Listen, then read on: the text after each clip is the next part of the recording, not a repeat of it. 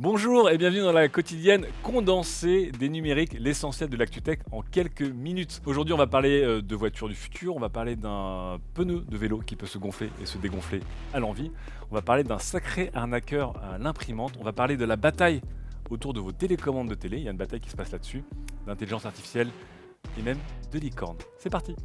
Commençons avec de la voiture, c'est la tradition depuis le début de la semaine. Je vous rappelle qu'à Munich, c'est le grand raout des constructeurs avec plein de protos de concept car. L'une des stars de ce salon, c'est évidemment la fameuse Renault 5 électrique, celle qui va venir remplacer la Zoé, a été montrée sur le salon.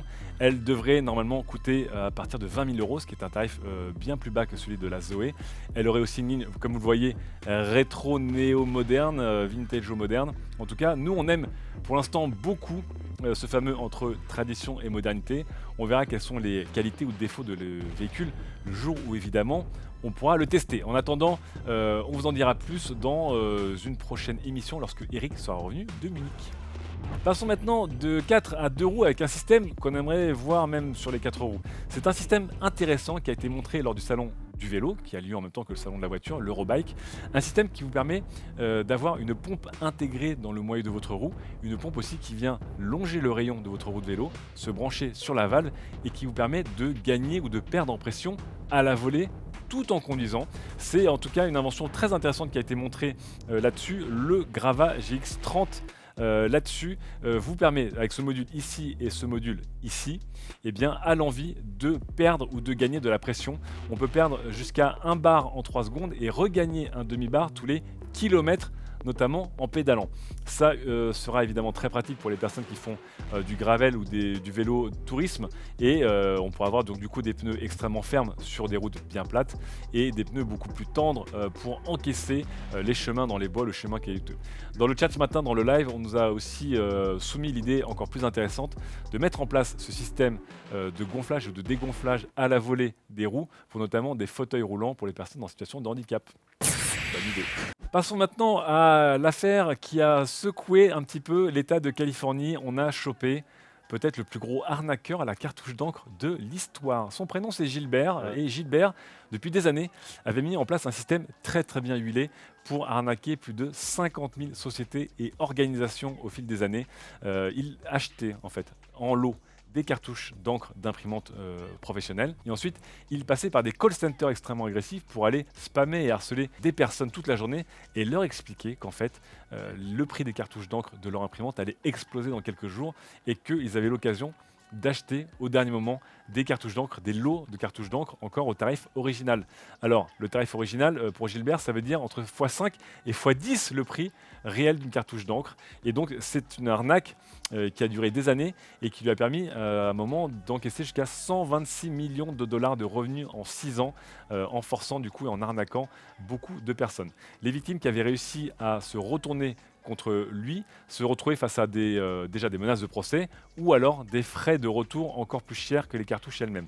En tout cas, après des années de procès et des années de plaintes, eh bien, finalement, ce cher Gilbert est tombé. Il devra payer 200 000 dollars d'amende et surtout, il a pris 48 mois de prison.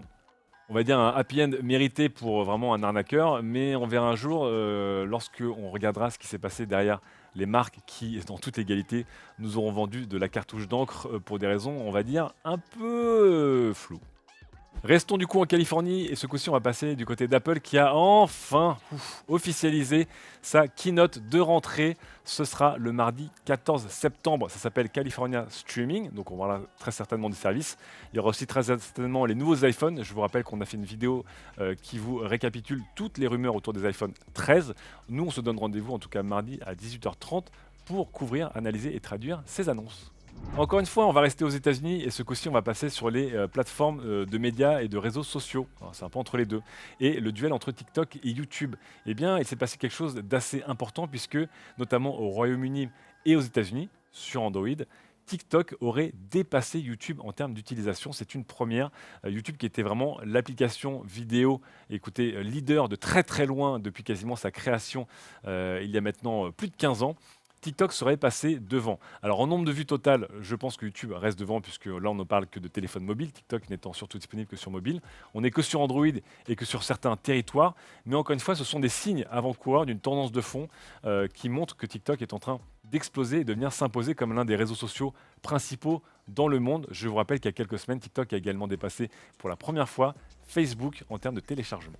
On reste aux États-Unis et ce coup-ci, on va parler invention et brevet avec un ingénieur qui s'appelle Steven Thaler qui voudrait faire reconnaître des inventions, non pas pour lui, mais pour son intelligence artificielle. En effet, l'Américain qui a conçu une lampe de poche et un récipient, grâce à l'intelligence artificielle, voudrait faire reconnaître les mérites de celle-ci et en tout cas faire valider par le gouvernement américain le fait que le brevet appartient à cette IA et non pas à un humain.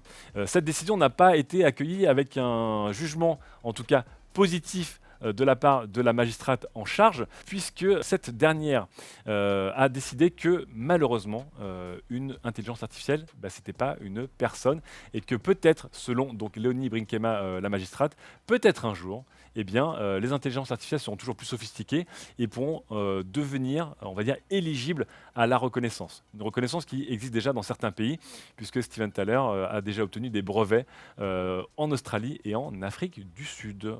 J'espère qu'en tout cas, lorsque les machines auront dominé le monde, elles nous laisseront peut-être encore quelques brevets pour nous amuser. En parlant de machines qui vont dominer le monde avant que les intelligences artificielles prennent le trône, nous allons peut-être nous faire dominer d'amour par des robots licornes.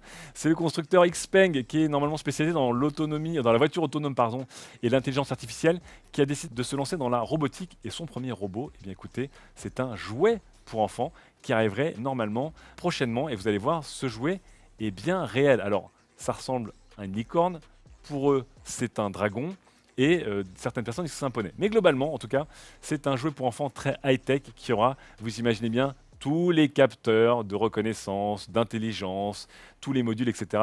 À voir aussi surtout le prix de ce beau joujou du futur, sachant que Xiaomi a lancé un équivalent de petit chien robot entre Spot et Aibo à moins de 2000 $.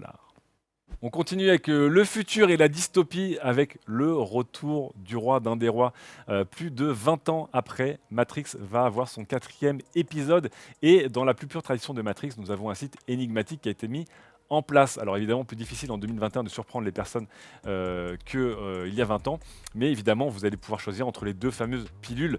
Ce qui est drôle et un petit peu méta, parce que c'est Matrix, c'est qu'évidemment, suivant la pilule que vous allez choisir, vous aurez un teaser différent, compté de manière différente avec une voix différente, et si vous rafraîchissez la page, ce teaser va se modifier légèrement et la voix et le discours vont aussi se modifier. Donc évidemment, c'est très drôle de la part de Matrix qui a toujours aimé jouer sur ce fameux 4e mur. Mais en parlant de 4e mur, on a découvert quelque chose d'assez drôle aussi. C'est que lorsque vous allez sur le site de Matrix, évidemment, en 2021, avant de prendre la pilule, il va falloir manger des cookies. Et c'était assez drôle en tout cas. Peut-être que la machine en tout cas nous contrôle déjà. Ça, c'est moins drôle.